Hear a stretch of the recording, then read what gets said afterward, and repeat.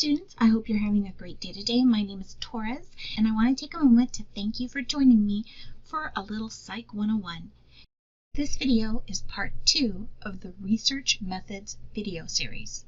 In this video, we will learn about observational studies. This video has 4 overarching ideas.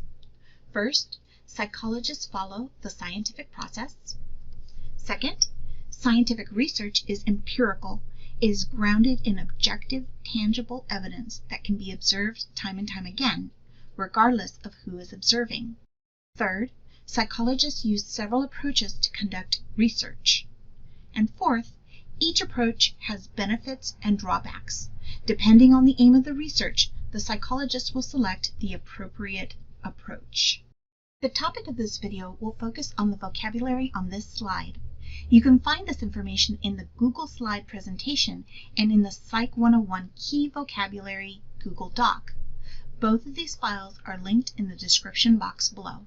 When studying phenomenon, researchers must make practical and responsible decisions about how to conduct their research and carefully weigh the pros and cons of each decision.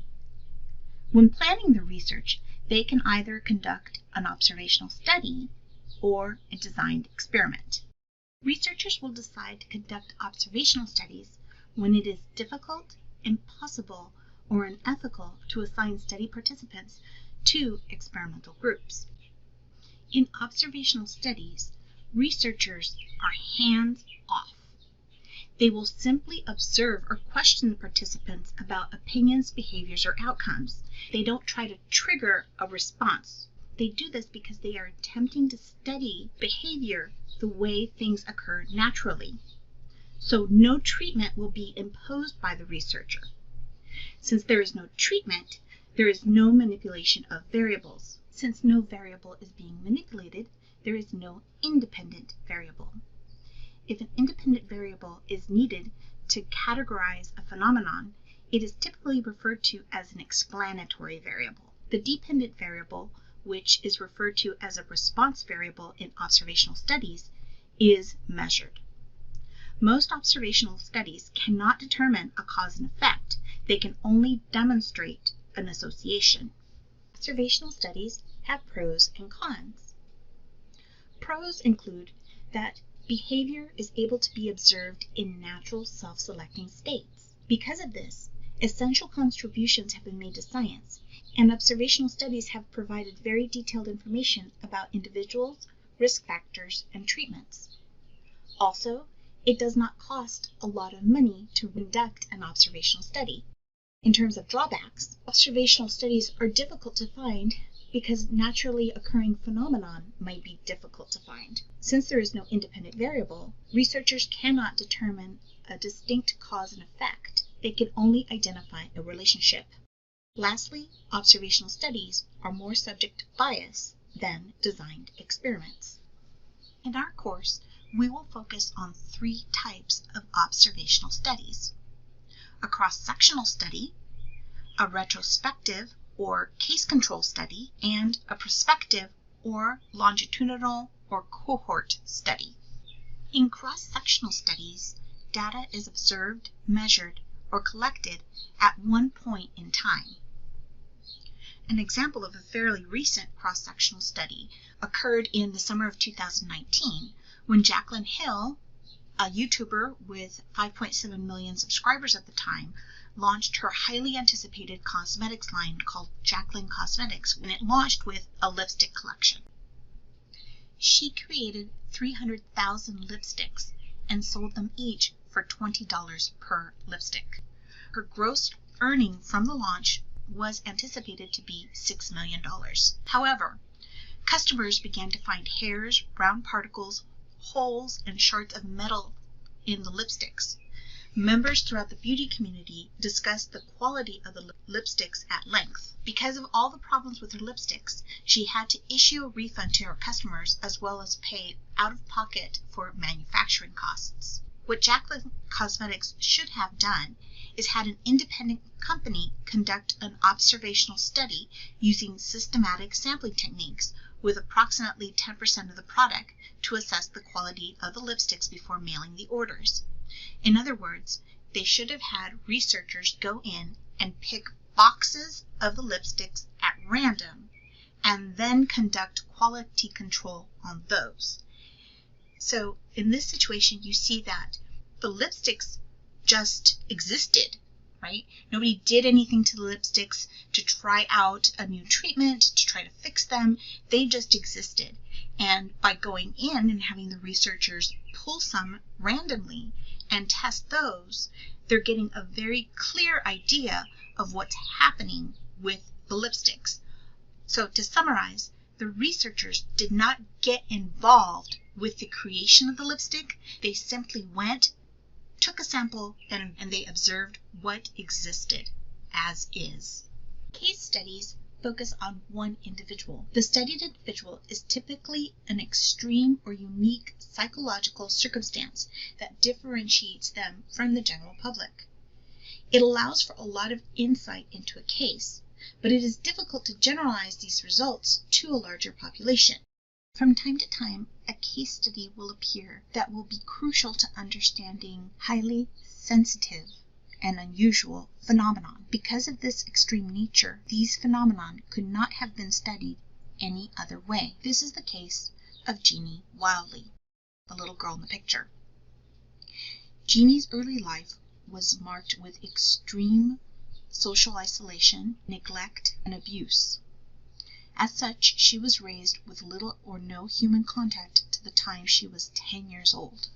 In 1970, a social worker in Los Angeles, California, discovered Jeannie in a home where she lived with her parents. When the situation was investigated by the police, it was determined that since the time she was very, very small, she spent most of her days tied naked to a toilet, only being able to move her hands and feet. If she made any noises, her father would beat her. Her father, her mother, and her older brother rarely spoke to her. The rare times her father did interact with her, it was only to bark or growl at her. Once Jeannie was taken from the home, a team of psychologists and language experts began the process of rehabilitating her and helping her integrate into society. Her emotional and cognitive abilities were profoundly damaged. Most of the time, she was unable to straighten her arms and legs. She was silent and unable to chew, and she seemingly was only able to recognize her own name and the word sorry. Within a few months, she began to experience more developmental progress. She was able to conduct more self-care, such as using the toilet or dressing herself, but she was never able to recuperate the use of language. Because of Jeannie's situation, researchers were able to determine how early social interaction with parents affects a child's language development. This type of research could not have been conducted any other way. It was only because they happened upon this extreme case that this information would have ever been known. To conduct such an experiment and depriving a child purposefully of interaction and love and language at an early age would be unethical and criminal. Like cross-sectional studies and case studies, a longitudinal study is also observational. So again, researchers do not interfere with their subjects. However, in a longitudinal study, the researchers conduct several observations of the same subjects over an extended period of time. This time range might be days, weeks, months, even years, and decades. The benefit of a longitudinal study is that researchers are able to detect developments or changes in characteristics of the target population at both the group and at the individual level. The key here is that longitudinal studies extend beyond a single moment in time. As a result, they can establish a sequence of events. An example of a longitudinal study might be looking at the effects of smoking. So perhaps looking at smoking or vaping at the onset, maybe a year later, maybe 2 years later, to determine what might be the effect on a person's cardio ability. It would be unethical to have a person start smoking just to be able to study what effects might happen to them. Another example of a longitudinal study might be looking at the biological effects of post-traumatic stress disorder from a life-changing event, such as death or divorce. Researchers can work with the same people over an extended period of time and evaluate their health, maybe their blood pressure, their hormone levels, their weight fluctuations, frequency of panic attacks, nightmares, bouts with depression, etc., to get information of what might happen to a person biologically after experiencing a horrific event. Because longitudinal studies capture information over time, a longitudinal study is more likely to suggest cause and effect relationships than either a cross-sectional study or a case study, only because of the repeated measures. In this video, you learned psychologists follow the scientific process. Scientific research is empirical.